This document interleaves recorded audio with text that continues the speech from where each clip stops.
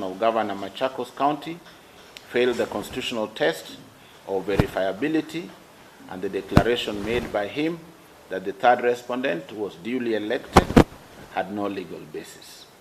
Consequently, the learned judge erred in holding that that election was conducted in accordance with constitutional principles and Articles 81 and 86 of the Constitution. Finally, the appellants invited us to declare that the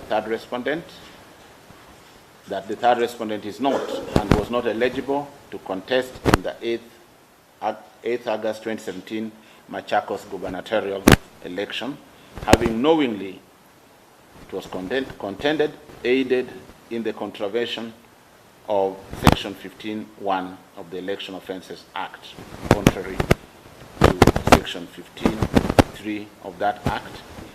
Section 15(1)(a) of the Election Offences Act provides that a public officer who engages in the activities of any political party or candidate or acts as an agent of a political party or candidate in an election commits an offense and is liable to on conviction to a fine or imprisonment or both.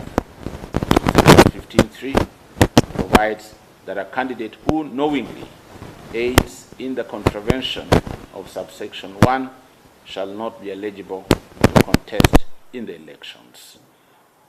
In the case of Frederick Otieno Outa versus Jared Odoyo, the Supreme Court stated, we quote, "Election offenses are therefore quasi-criminal in nature, and the court ought not to enter a finding of guilt if the evidence adduced is not definitive and cannot sustain such a finding, or if there is any doubt as to whether such offense was indeed committed, or by whom.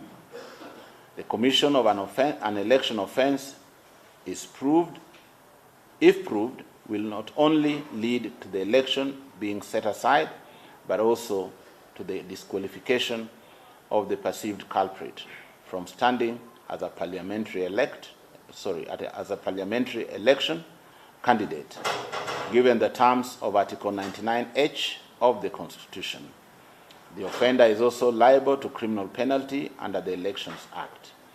In those circumstances, the person alleging the commission of the offense is required to prove the ingredients of the offense, and such proof of an offense takes a higher level than the mere preponderance of probabilities," end quotes. And subsequently, in Moses Masika Wetangula versus Muskari Kombo, the Supreme Court reaffirmed that very principle when they stated, and I quote, "The legal framework for electoral dispute settlement confers upon the court a quasi-criminal jurisdiction which is not part of the established criminal code, being derived from the fundamental elements of criminal law, which imposes strict penalty in respect of prohibited acts, and which is attendant with established trial safeguards. Such quasi-criminal offenses as are provided for in the electoral law, too, are required to be strictly proved as a basis for any penal consequences," end quotes. In his testimony, the third respondent stated that the recruitment of agents was a party affair undertaken by the chief executive officer of the sponsoring political party, and that he had no role in the recruitment.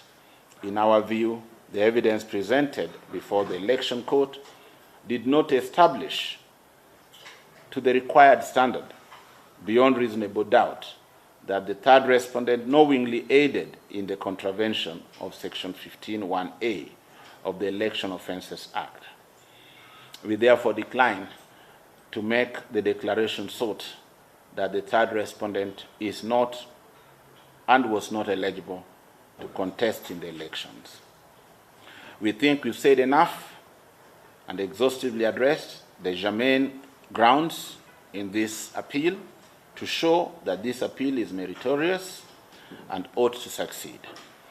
Consequently, we arrive at the conclusion that this appeal must succeed in terms of prayers 1, 2, 3, 6, 7, and 8 of the Memorandum of Appeal, with the result that the judgment of the High Court given on 9th February 2018 is hereby set aside in its entirety. We substitute therewith a declaration that the Machakos County gubernatorial election was not conducted in accordance with the constitutional principles, thereby rendering the elections void. We direct IEBC to organize and conduct fresh gubernatorial elections for Machakos County in conformity with the Constitution, the Elections Act, and regulations. As regards course, we have no reason to depart from the general principle that course follow the events. Consequently, the appellants shall have the course of the appeal as well as the course of the proceedings in the High Court, which shall be taxed. The appellant's cost in the High Court shall not exceed and are capped at Kenya shillings 1.5 million as against the first and second respondent, and Kenya shillings 1.5 million as against the third respondent. The appellant's cost of the appeal shall not exceed and are capped at 1 million shillings as against the first and second respondents, and another 1 million as against the third respondents. These are the final orders of the court. A. The appellant's appeal is allowed, and the judgment and order of the High Court given on 9th February 2018 is hereby set aside. B. It is hereby directed that the third respondent was not validly declared as the governor of Machakos County. C. IEBC is hereby directed to organize and conduct fresh elections for the position of Governor Machakos County in conformity with the Constitution, the Elections Act, and the relevant regulations. D. A certificate issued by the Elections Court pursuant to Section 86 of the Elections Act is hereby set aside and substituted with a certificate that the third respondent was not validly declared as having been elected as governor during the elections held on the 8th of August 2017. E. The first and second respondent shall pay to the appellants costs incurred before the election court to be taxed but not to exceed 1.5 million. F. The third respondent shall pay to the appellants costs incurred before the elections court to be taxed but not to exceed 1.5 million. And the third, that's G, the first and the second respondent shall pay the appellant's costs in this appeal not to exceed 1 million shillings.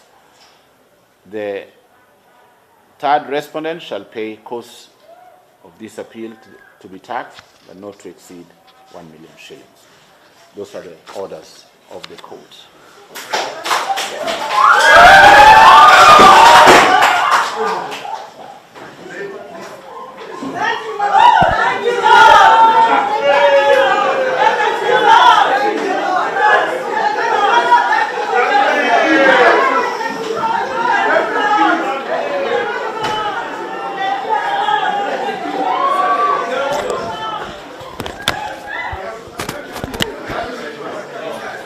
Thank you.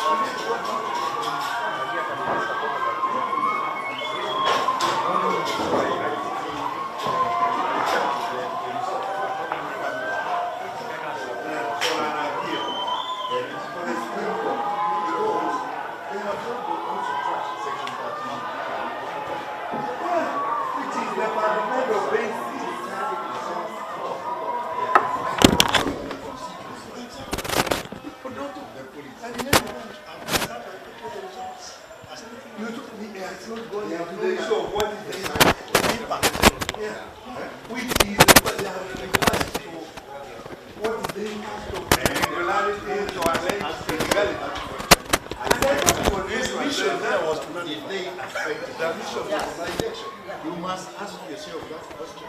As the judicial, Because the press are